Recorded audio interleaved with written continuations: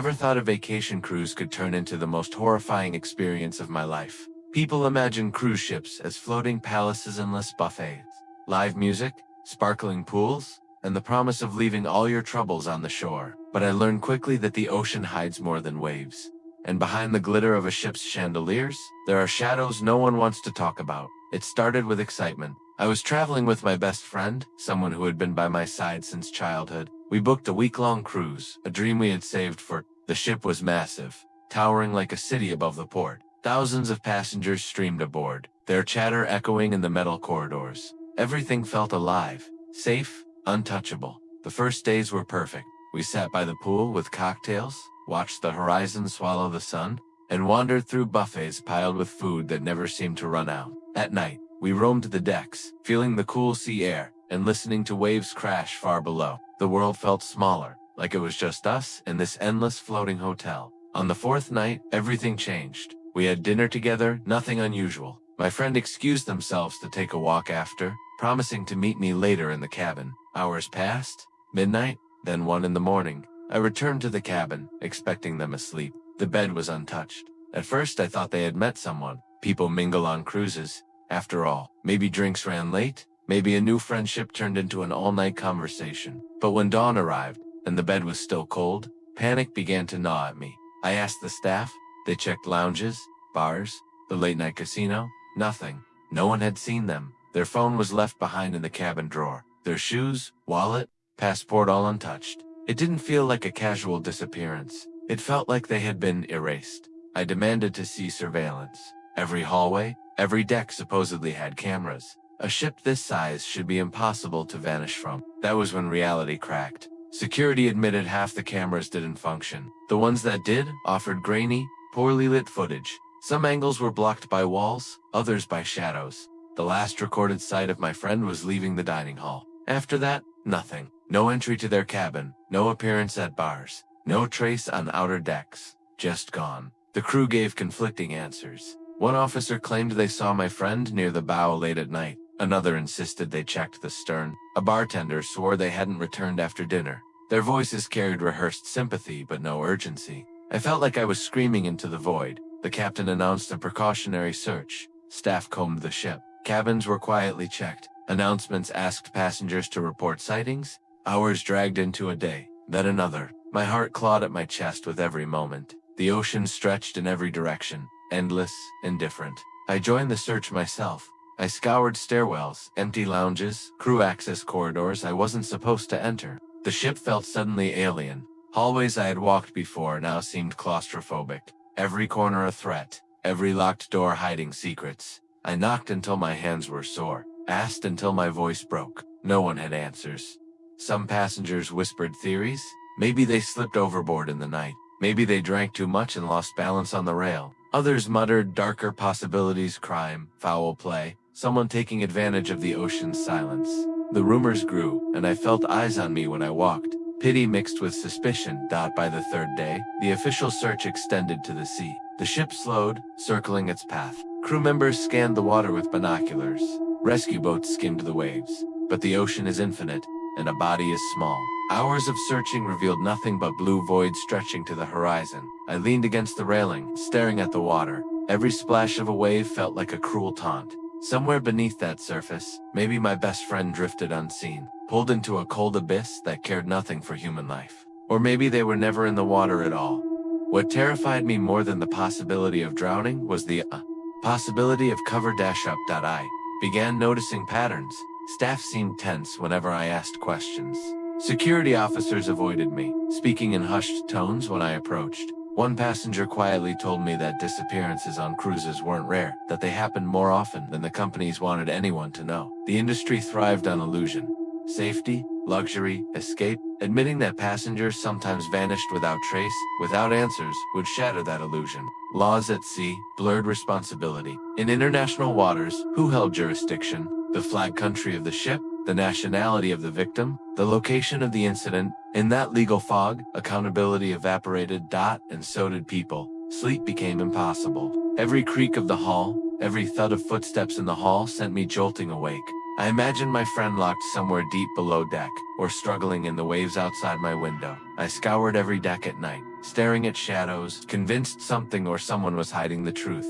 The ship's atmosphere changed. Laughter in the bars sounded forced. Music in the lounges rang hollow. Even the sunlit pools seemed eerie, as if mocking me with normalcy while I lived in a nightmare. I cornered the captain one morning, demanding answers.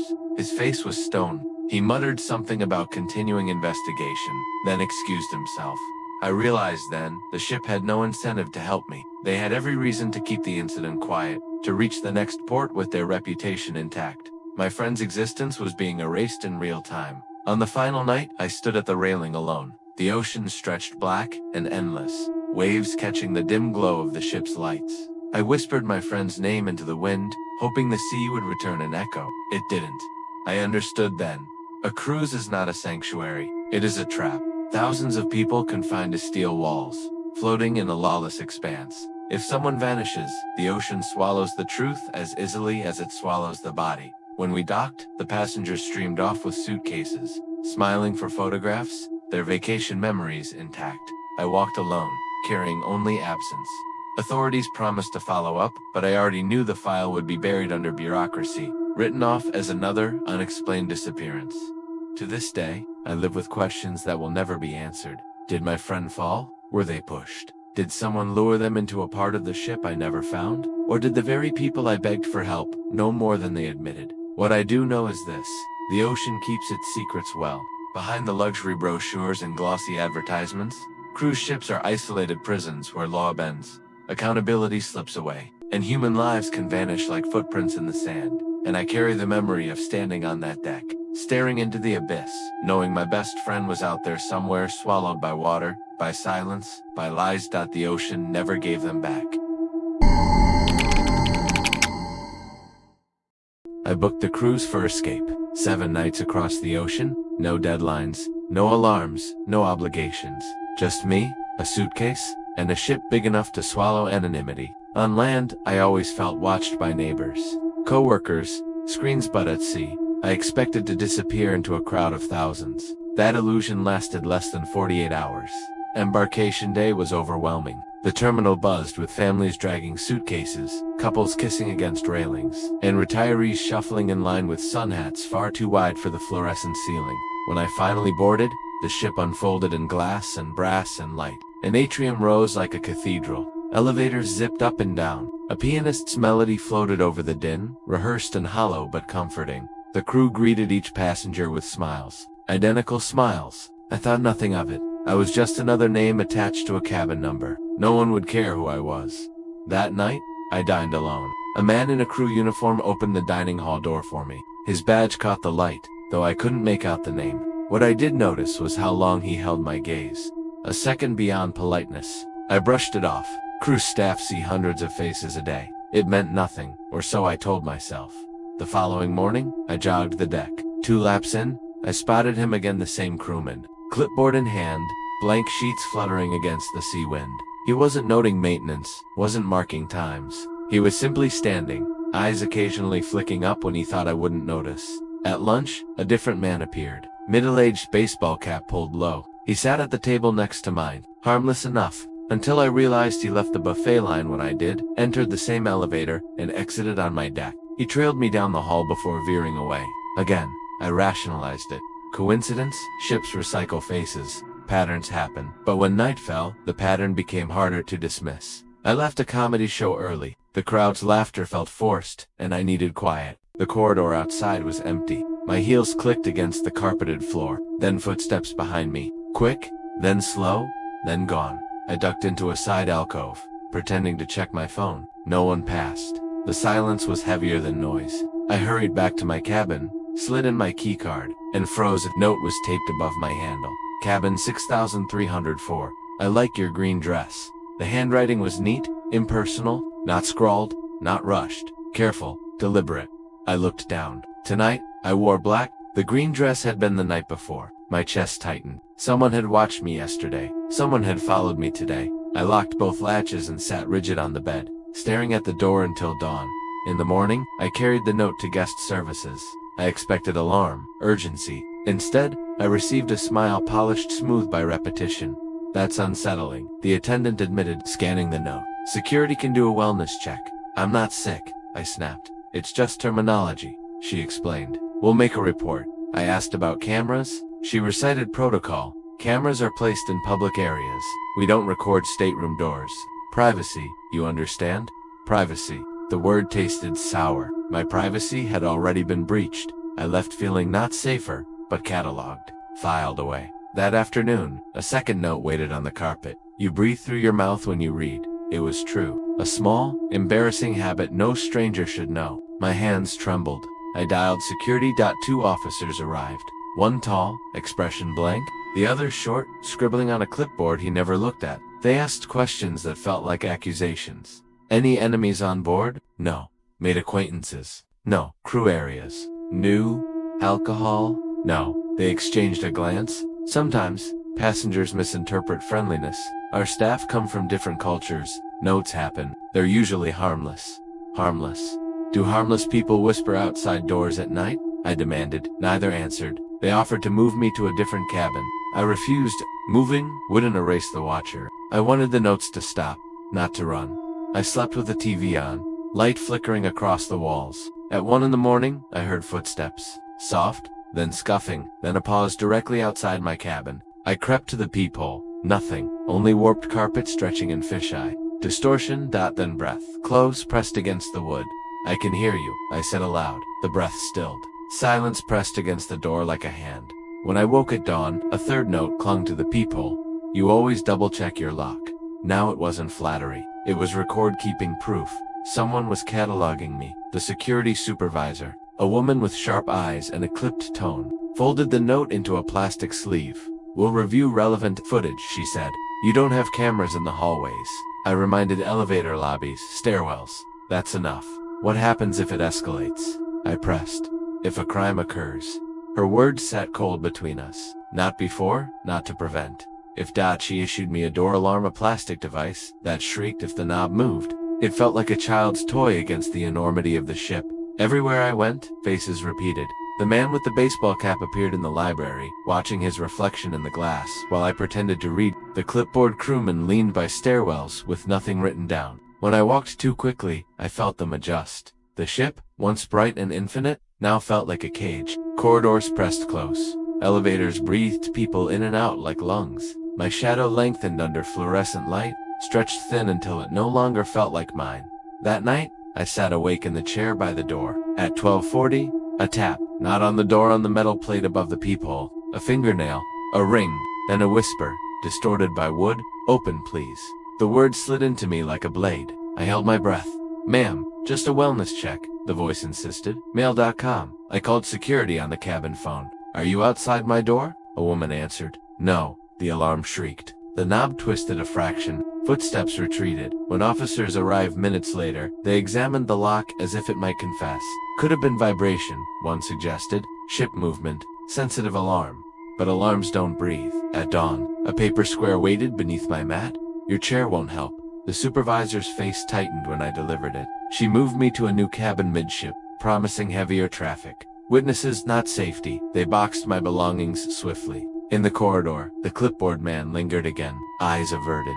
The new room was brighter, but brightness didn't erase fear. We reached a port city I'd always wanted to see. The ship disgorged passengers eager for souvenirs. I stood at the gangway, then turned back. Leaving the ship didn't feel like escape. It felt like exposure. I spent the day locked inside, blinds drawn. Sleep came in fragments. I woke certain someone had brushed my hair. The bathroom door stood ajar, though I'd left it shut. That evening, the man in the baseball cap appeared again, standing where a camera wouldn't see. I walked past, refusing to acknowledge. His reflection lingered in the glass of a display case. Eyes on me, though his head turned away. At 9:13 p.m., 3 soft knocks. Security, a male voice said. Just a wellness check. I didn't answer. I called the number again. Security confirmed no officer was assigned. The voice outside waited, then footsteps withdrew. At 2:05, the alarm screamed again. The chain flexed once, as if tested.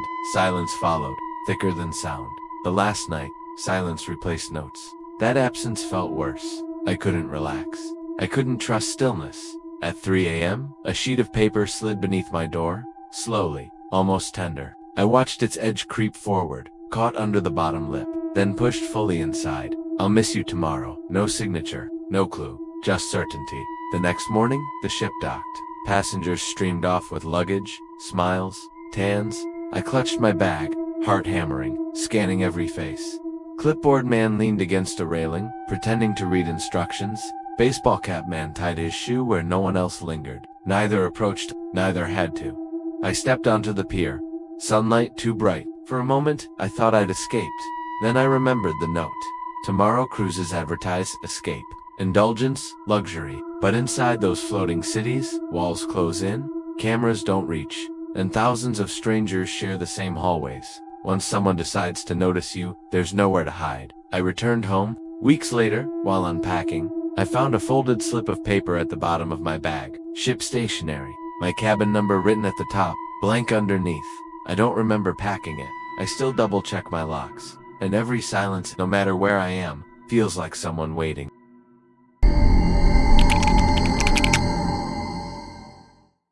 Luxury is supposed to mean control. Every detail planned. Every risk calculated. When you step onto a cruise ship, you enter a floating palace that promises safety against the raw unpredictability of the ocean. For most passengers, that illusion holds. For me, it shattered the night a cyclone swallowed us whole. The ship left port under clear skies. The kind of day travel brochures exploit.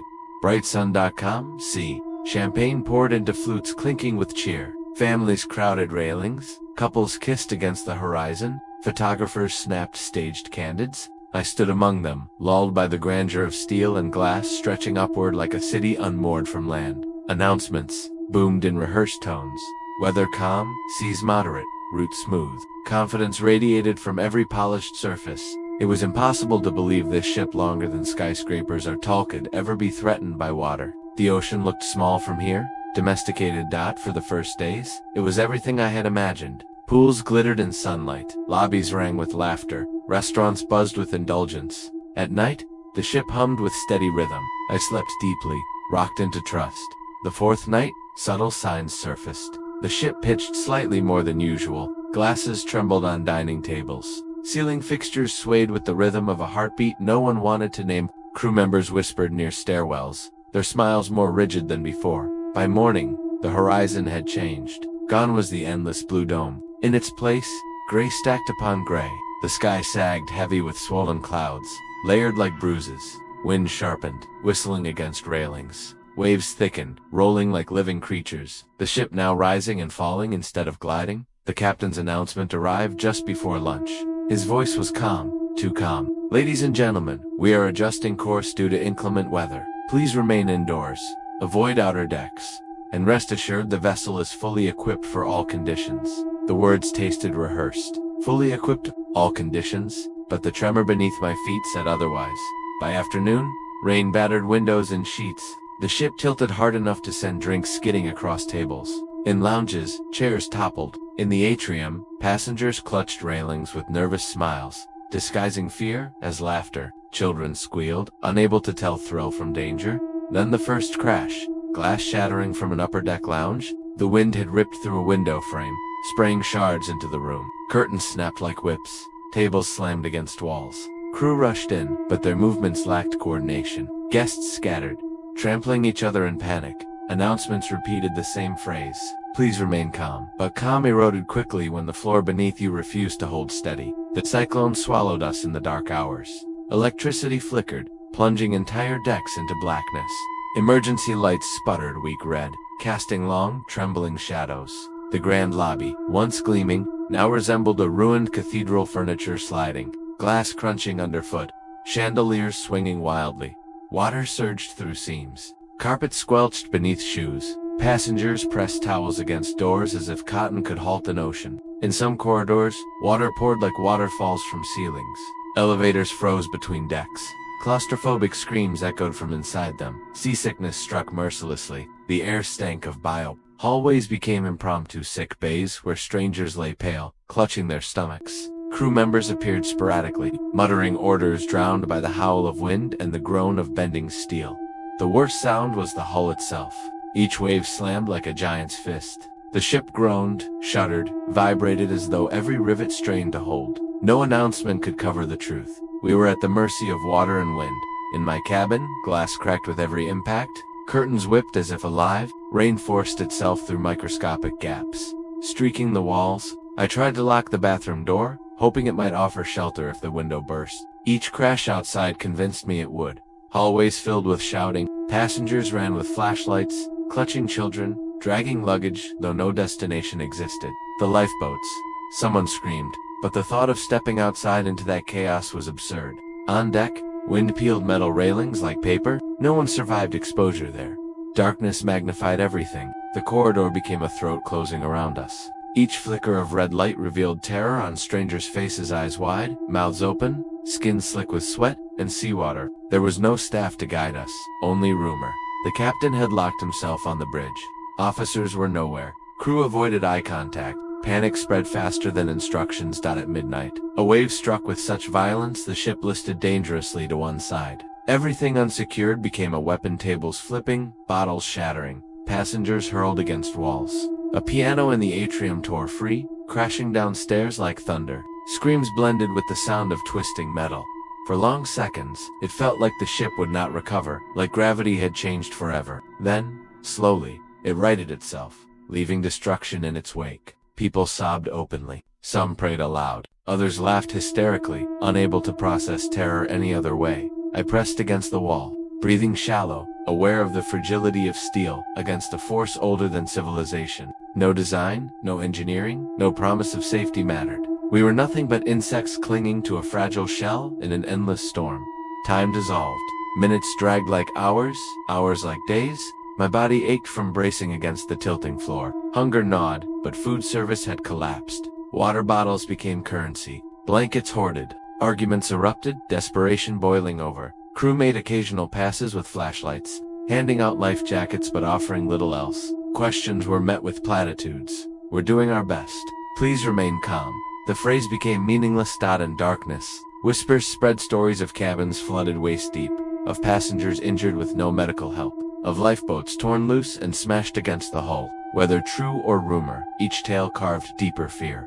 Above it all, the storm raged on, indifferent. Wind screamed down corridors, water hammered steel, lightning turned windows into strobes of terror. The ship's mighty engines roared, straining against currents, fighting not to drift helpless. Near dawn, silence fell, not peace, an unnatural pause. The ship steadied, the air thinned. Outside, the sea lay deceptively calm beneath a broken circle of sky. We had reached the cyclone's eye. Passengers poured from cabins, blinking at the stillness. Some collapsed in relief. Others wept. The reprieve lasted less than an hour before the second wall hit. Winds returned with doubled fury, waves smashing higher than before. The illusion of survival shattered. Whatever strength we'd gathered evaporated in renewed chaos. Lights sparked out completely. Alarms wailed until their batteries died. The ship became a coffin tossed by giants. By the second night, exhaustion dulled panic. People huddled silently in stairwells, too weak to scream. Water pooled ankle-deep in hallways, carrying floating debris, menus, shoes, toys. The air reeked of damp carpet and vomit. I watched a chandelier crash to the floor, glass exploding in 1,000 glittering shards. A child cried until her voice cracked, mother clutching her against a stair railing that threatened to break free. In another corner, an elderly man sat motionless, staring at nothing, lips moving soundlessly in prayer. The crew had vanished. We were alone. The storm finally began to fade on the third morning. Waves shrank from mountains to hills. Wind slowed from screams to moans. Light filtered through bruised clouds. Damage was everywhere. Windows gaped like missing teeth. Carpets sodden and stinking. Furniture splintered. Walls scarred where luggage had slammed. Passengers limped with bandaged heads, broken arms, bruised bodies. Some cabins were uninhabitable. Medical staff, overwhelmed, worked triage in the lobby. The captain's voice returned at last, strained but steady. Ladies and gentlemen, we are through the worst of it. Thank you for your cooperation. Cooperation, as if silence under terror was voluntary, as if endurance had been choice. When we limped into the next port, the ship resembled a wounded animal. Paint stripped, railings bent, windows shattered, decks scarred. Ambulances lined the dock. Passengers disembarked in stunned silence, dragging waterlogged luggage. Families clung together. Strangers avoided each other's eyes. Ashamed of the panic they'd shown, news outlets reported unexpected severe weather. The cruise line called it an cited, stressing no fatalities. But those words concealed the truth. An ocean storm had torn away every illusion of mastery. For days afterward, my body swayed as if still aboard. At night, phantom creaks haunted me. I woke sweating, convinced the walls around me were flexing, that glass would explode inward any second. Luxury sells the fantasy of control. Technology claims to conquer nature. But on that night, when steel moaned and glass shattered, the truth was laid bare. The ocean has never been mastered. The cyclone stripped us of arrogance. We were not passengers in command of leisure. We were fragile, temporary creatures floating on an indifferent sea, clinging to survival by chance, not by design. The storm passed, but its echo remains. Whenever I hear wind against windows, I remember red emergency lights trembling in the dark. Whenever rain lashes streets, I recall the hull groaning under invisible fists. Whenever someone says safe voyage, I think of shattered glass, of flooded corridors, of a ship swallowed whole and spit back out only because the ocean allowed it. Nature does not bargain, it does not yield, and it does not care who you are when it decides to remind you of your place.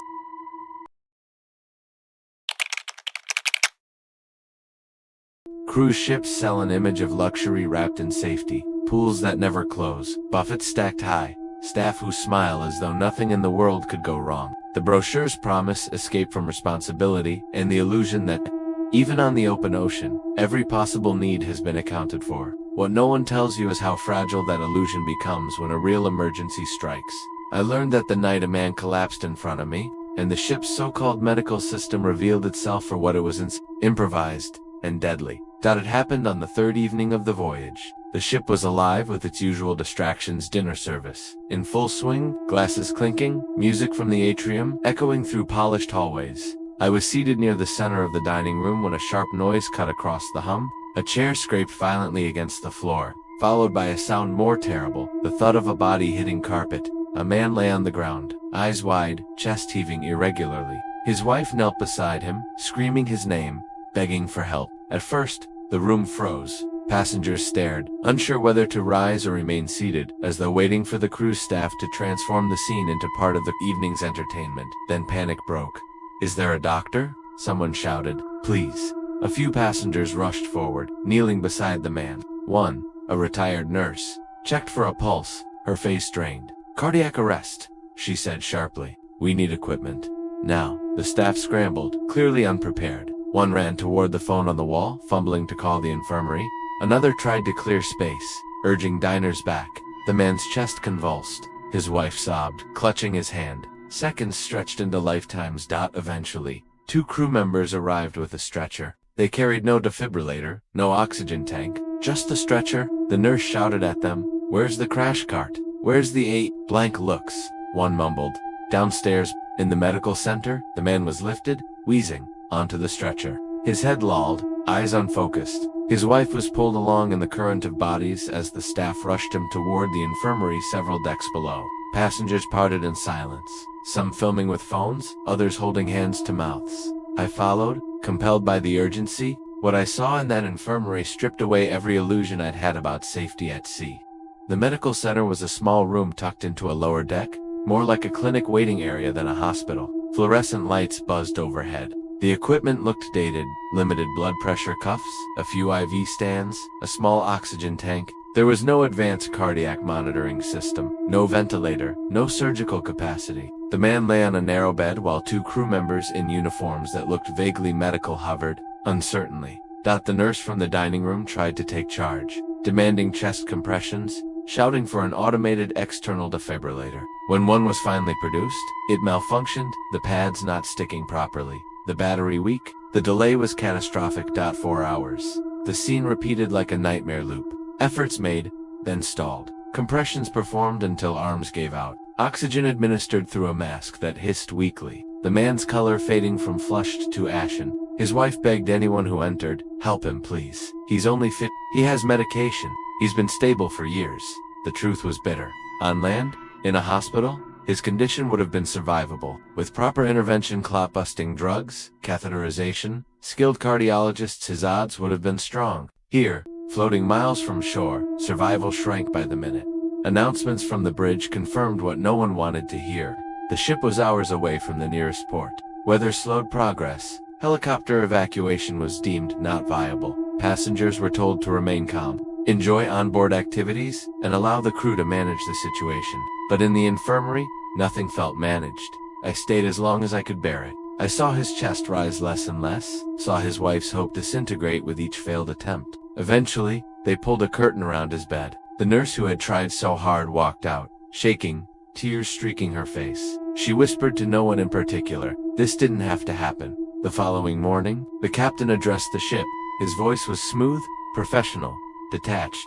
"Ladies and gentlemen, it is with great regret that I must inform you that one of our fellow passengers passed away last night due to unforeseen medical complications.